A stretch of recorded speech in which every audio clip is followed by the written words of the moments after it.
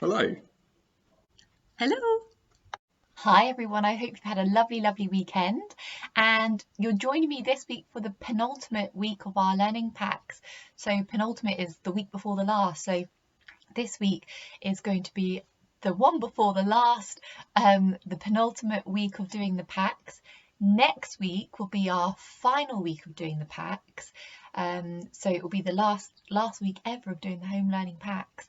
And then those last 3 days, if you haven't been in school already, then you'll be coming back into school for those last 3 days before the summer holidays. Year 5s this week, please write your buddy letter. All the information is in your pack. There's also a WAGOL example, what a really good one looks like example.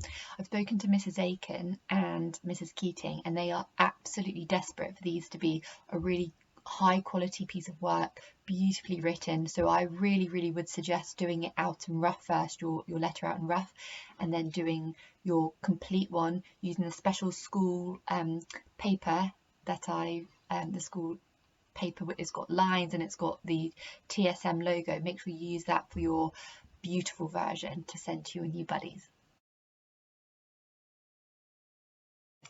So I've spoken to some different families recently, and I know that things are different for different families. Some families are finding this home learning period really nice time to be together and learn together. Some families are finding it very difficult, especially if parents are working. I think the really important thing at this weird old time is to be grateful and to be positive and to know this isn't going to last forever. And so one of my challenges I want to give you for this week is at the end of every day, maybe at dinner time when you're with the family or just before bed, I'd like you to think of one thing, just one thing that you're really grateful for from your day. And it could be something really small. Sometimes if you're feeling a bit low and a bit down, you think to yourself, oh, there's nothing good has happened to me today. But I'm sure if you really think about it, you can find at least one thing that you can be grateful for. Sometimes for me, especially having moved down from Scotland, even if the weather's a bit miserable down here, every single day I've been able to find a little blue slither of sky, and that's been lovely for me. So that's something that I've been grateful for. Or other things I've been grateful for. Maybe if I've been on a nice walk and I've seen some beautiful flowers, that's something I've been grateful for.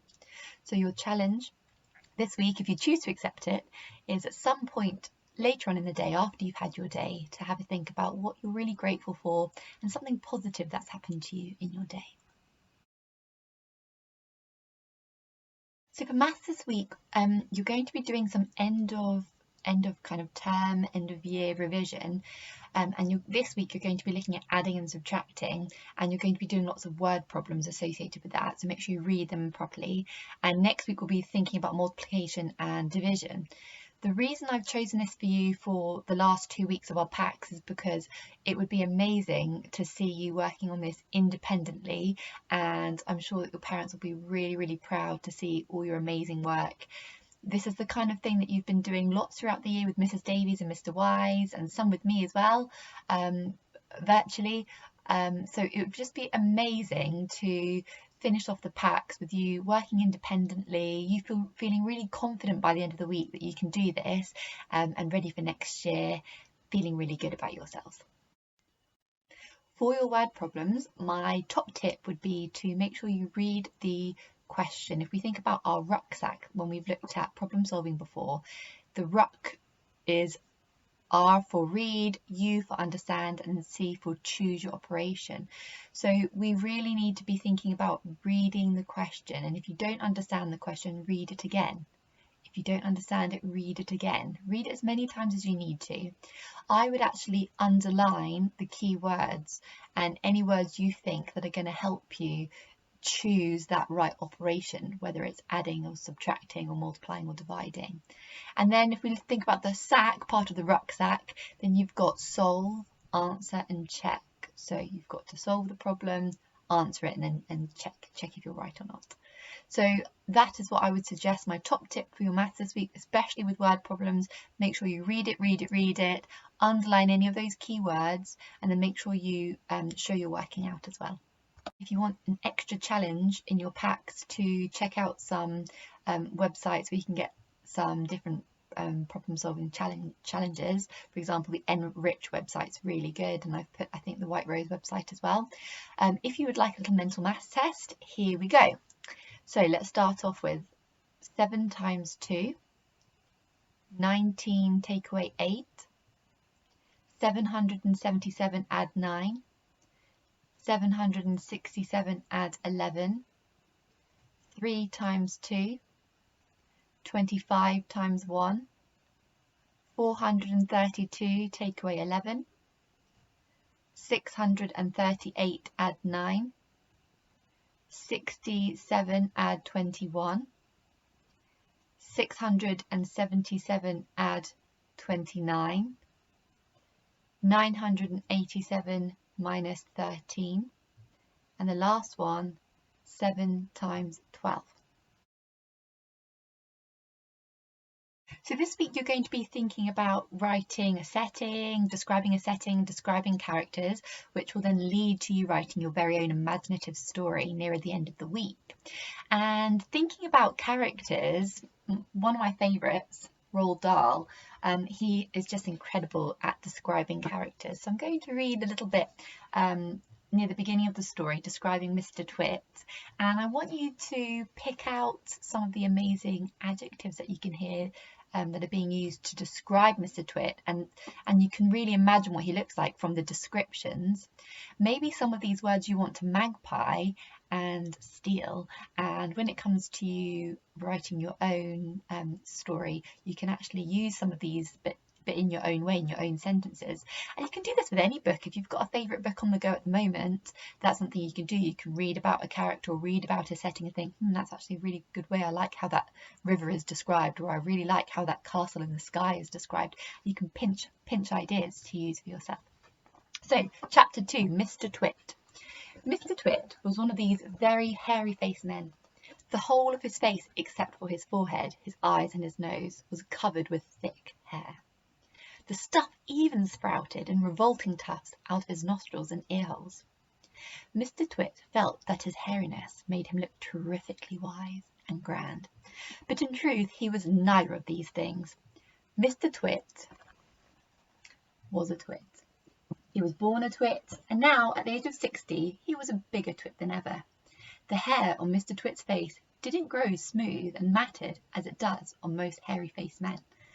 It grew in spikes that stuck out straight like the bristles of a nail brush. And how often did Mr. Twit wash this bristly, nail-brushy face of his? The answer is never, not even on Sundays. He hadn't washed it for years. So as I was reading that, I realised that, yes, we've got lots of lovely adjectives, but we've also got some adverbs, terrifically wise, and we've also got a simile, like the bristles of a nail brush. So maybe they're ones that you can magpie and steal for your own story, or maybe you'll try, like I suggested, looking at your own books at home and trying to steal the best bits for yourself. I've got to read you this next bit because it is my absolute favourite out of any book. I just absolutely love this next little bit, so I'm just going to read it just because I love it. So this is chapter 4, Mrs. Twit. Mrs. Twit was no better than her husband. She did not, of course, have a hairy face. It was a pity she didn't, because that, at any rate, would have hidden some of her fearful ugliness. Take a look at her. Have you ever seen a woman with an uglier face than that? I doubt it. But the funny thing is that Mrs. Twit wasn't born ugly. She had quite a nice face when she was young. The ugliness had grown upon her year by year as she got older. Why would that happen? I'll tell you. If a person has ugly thoughts, it begins to show on their face. And when the person has ugly thoughts every day, every week, every year, the face gets uglier and uglier until it goes so ugly that you can hardly bear to look at it. This is my favourite app. Coming up. A person who has good thoughts cannot ever be ugly. You can have a wonky nose, or a crooked mouth, or a double chin, and you can have stick-out teeth, But if you have good thoughts, they will shine out of your face like sunbeams and you'll always look lovely. Nothing shone out of Mrs. Twit's face. So for a little game to get you thinking about writing stories and being really creative and imaginative this week, I'm going to hold up some pictures and give yourself 30 seconds or a minute, time yourself, and I want you to think about what is the character's name, what do they like, what do they dislike, what do they like in general, what do they wear, what do they look like. There's a picture, so that will help you, but you can think about, do they always look like this or do they have other outfits, what do they sound like, what's their personality like.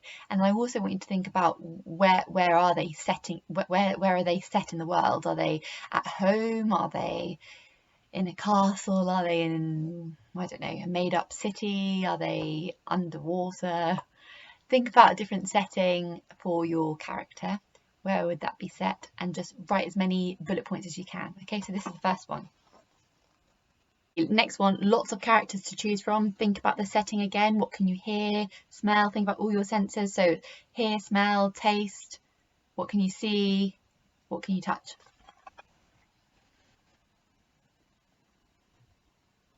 Last one, ready to describe the characters and think about the settings. Okay, ready to note take? 3, 2, 1, go.